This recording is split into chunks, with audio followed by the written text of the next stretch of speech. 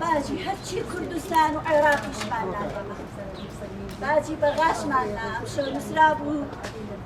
کڵاو بەسەرەکان دەمامک لە دەمەکان شیلانیان باسی چی بکەم ئەگەر باسی براکەی خۆم بکەم وەسفی بکەم هەتا ئێوارە تەواو نابێ باسی شەخسێتی باسی دەرەجەی سەقافەتی هەر تەواو نابێ مۆزەف بوو کاتی خۆی مۆزەف بوو لە دایرەی حکومی پاشان خانە نشین بوو هەر لەوێ و هەر لەوێش زەواجی کردو بەس خێزانەکەی کوردە خەڵکی کۆیەیە وەڵڵاهی داوامان یەکەم لە خۆی گەورەیە حقمان حقی بسێنە و حەقی ون نەبێ و حەسبی الله و نعم الوەکیل و یاسا ڕێڕەوی خۆی بە تەواوەتی بگرێ و کاری یاسایەکانی بە تەواوەتی بگرێ ئەوە داواکاریەکەم.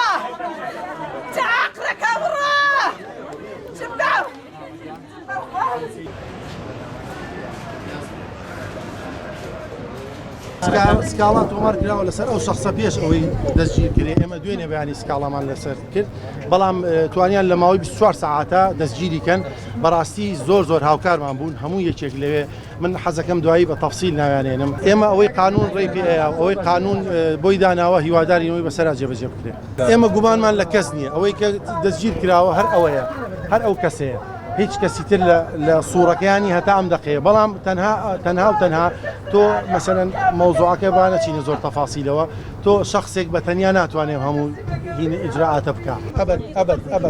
ئەمە حرەس بووە وەکو وا بڵین لەو بەرەوە حرەس بێ حرەسی سەفارەتەکە بووە و لە واجبی خۆی بینیوە ئەمە شورتیە شورتی حراساتە بەس ئەوەنە هیچی تر هیچ علاقەیەکیان نەبووە نەناسی و نێمە ناسیمان ناویش والسبب كان ساعتها خيزونا ان شاء الله تعالى لصدايق ويان بقن ان شاء الله والسبب كاري ام كان خيزونا ان شاء الله تعالى لصدايق ويان بقن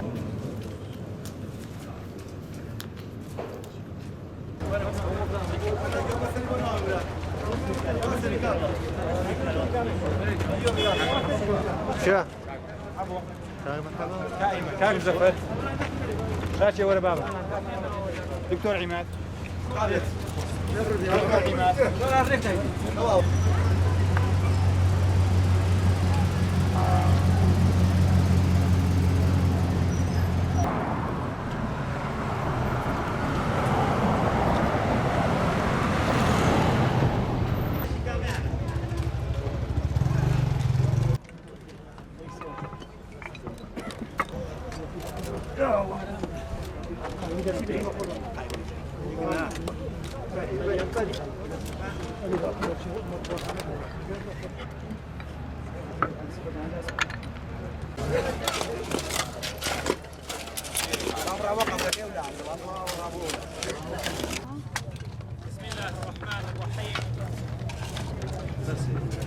دیارە ئەبێ ئاگادار بین هەندێک قسە و قسەڵۆکە کراوە لەسەر ئەم بنەماڵە بەڕێزە لەسەر ئەم شخصیاتانە ئەم کەسە بەڕێزانە کە وەفاتیان کردووە ئەم کەسانە لە ماڵ و حاڵی خۆیان نابوون ژیانێکی سادە و ساکاریان بووە و ئەم زاڵمانە ئەم کەسانەی کە دەستیان چۆتە کوشتنی ئەمانە کارێکی قێزەونیان کردووە و لەبەر ئەوە ئەمانە لە ژیانی خۆیان نابوون لە حاڵی حیاتی خۆیان نابوون زۆر کەسانێکی بەڕێز و کەسانێک بوون کە ژیانی خۆیان بە سادەیی بردووە بەڕێوە لەبەرە هەندێک قسە کە کراوە ئەم قسانە نەچێ بە مێشکمانە وتیان بیستم ئەڵێن ئەمە کەسی مسلمان نابێ ئەمەم قسانە تێبکەوێ لەبەرەوە ئەم بەڕێزانە کە وەفاتیان کردووە و گەڕاونەتەوە بەر لێقای خوا و ئەم زوڵمەیان لێ کردوون ئێمە تەنها دەڵێن خوای پەروەردگار حەقیان بسەنێ